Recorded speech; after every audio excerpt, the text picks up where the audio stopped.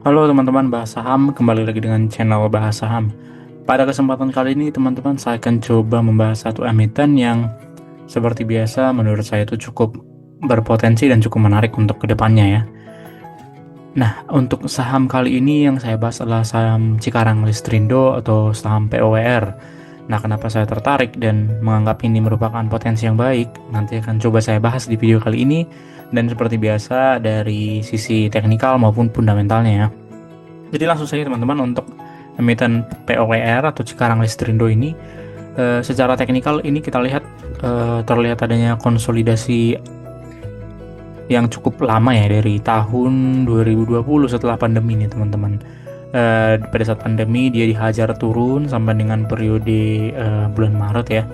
Dan setelah itu sampai dengan sekarang periode tahun 2025, jadi kurang lebih 4 sampai 5 tahun harga emiten ini hanya berada di range ini ya teman-teman. Saya coba tarik garis titik support dan juga resistennya. Nah, untuk garis resisten paling tinggi itu pernah diraih itu kurang lebih di angka 800, ya teman-teman, dan juga untuk supportnya itu kurang lebih berada di range harga 600 ya teman-teman. Nah, untuk emiten ini kalau kita perhatikan dari tahun 2020 setelah pandemi dia tidak pernah mencoba break dari titik resisten tertingginya di kurang lebih 800-an ya. Karena 800 ini juga menjadi titik support nih di tahun 2019 dan juga Januari ya, di 2019 juga di tahun yang sama. Nah, sampai dengan tahun ini 2025 teman-teman, dia hanya selalu berada di range harga ini dan tidak pernah break dari angka 800 ya. 832 lebih tepatnya di grafik ini. Nah, sekarang kalau kita lihat pergerakan emiten ini secara teknikal ya, dia itu masih berada di titik supportnya yang kalau kita perhatikan di sini titik support kurang lebih di harga titik 680 ya, dan terlihat memang di sini ada peningkatan. Nah, angka 684 ini memang pernah menjadi titik support minor ya. Artinya ya, support minor ini merupakan support yang dalam jangka waktu tidak terlalu panjang dia pernah diraih. Dan ini juga terkonfirmasi pernah menjadi resisten di tahun 2020 dan juga di periode 2020 di bulan Agustus ya. Nah, sekarang dia sedang menguji di sini. Nah, sekarang pertanyaannya, apakah kalau kita lihat dari teknikal ini akan menuju ke angka 800 kembali gitu ya teman-teman. Nah, sekarang untuk mendukung teori secara teknikal ini saya akan coba melihat dari sisi fundamentalnya teman-teman. Nah, dari sisi fundamental emiten ini dia sudah mengeluarkan laporan sampai dengan periode Juni atau triwulan, maksud saya semester pertama di tahun 2025. Dan seperti biasa langsung saja dari sisi laba bersihnya ya. Laporan laba rugi juga kita lihat di sini dari sisi penjualan ataupun dari pelanggan ya, karena emiten ini merupakan erat kaitannya dengan listrik ya, perusahaan listrik negara. Dan kita lihat di sini secara total penjualan neto memang lebih tinggi dari periode di Juni di tahun 2004, periode yang sama di tahun yang berbeda ya. Dan kemudian kalau kita lihat dari laba usaha juga kurang lebih meningkat. Kalau kita lihat ini dari konversi dolar ya, 54 juta dalam dolar ya.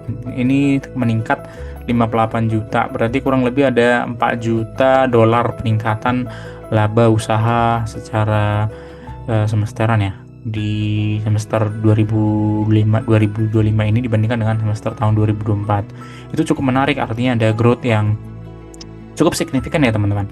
Dan kemudian kalau kita lihat laba periode berjalannya juga di sini kurang lebih peningkatannya lebih tinggi dari laba usaha tadi ya. Laba periode berjalan ini setelah ada pajak dan juga lain-lain, ini kurang lebih ada peningkatan sebesar kurang lebih 6 juta dolar ya.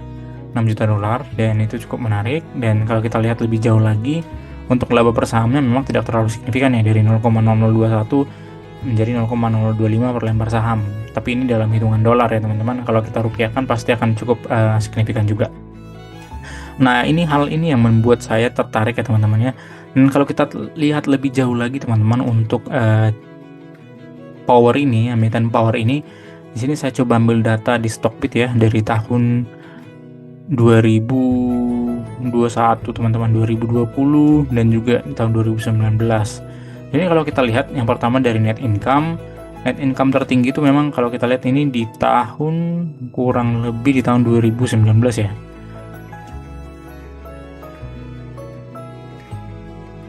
Tahun 2019 dia mencapai 1,606. Ini kalau saya tidak salah ini 1606 ya dalam billion, dan memang di tahun 2020 cukup signifikan penurunannya menjadi 1090. Dan kalau kita lihat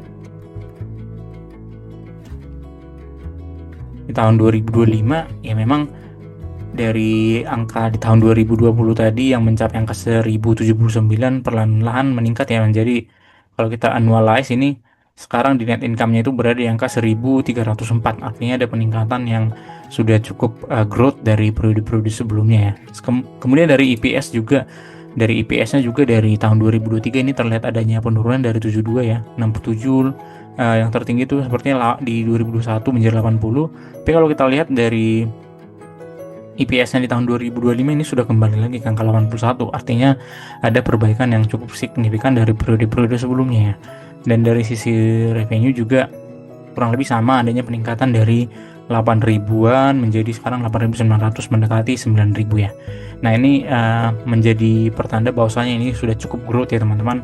Artinya kalau kita sandingkan dengan teknikal tadi ya, seharusnya dia sudah mencapai harga saham yang berada di periode sebelum pandemi ya. Karena di sini sebelum pandemi itu kita lihat tadi laba bersih maupun pendapatan dan juga earning per share-nya itu sudah lebih sama dengan periode sekarang. Nah ini menjadi anomali karena seharusnya kalaupun performanya sudah memiliki kemiripan dengan periode-periode sebelum pandemi ya, setidaknya harganya juga seharusnya dikerek naik ke harga sebelum pandemi ya. Dan ternyata kalau kita lihat secara harga saham dia masih berada di bawah harga pandemi ya teman-teman ya. Dan di sini berada di kurang lebih harga di bawah 800, lebih tepatnya di angka 700 teman-teman. Jadi kalau menurut saya secara teknikalnya ini akan mengikuti fundamentalnya, yaitu menuju ke angka 800-an, bahkan break di 832 tadi, yaitu harga tertinggi yang pernah diraih setelah pandemi. Jadi untuk jangka panjang menurut saya emiten ini cukup menarik teman-teman.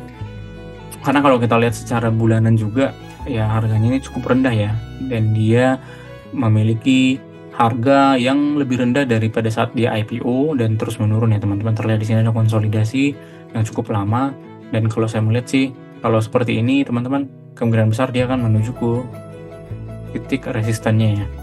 Tapi memang dengan periode medium sampai dengan long term. Jadi kesimpulannya saya rasa emiten ini cocok untuk investasi ya teman-teman. Selain dia tadi sudah memiliki nilai growth dan ternyata dividen payout ratio-nya juga cukup lumayan ya. Pada tahun buku 2024 aja dia memberikan 99,45% dividen payout ratio-nya, dan dividen yield-nya itu kurang lebih di angka di atas 8%-an ya teman-teman. Di sini ada 10,55 dan 9,98 ya. Itu cukup menarik menurut saya. Jadi memang sudah sepantasnya emiten ini dilakukan ataupun dibeli untuk investasi medium sampai dengan long term gitu ya teman-teman. Baik, mungkin sekian pembahasan mengenai emiten POWR atau Cikarang Lestarindo.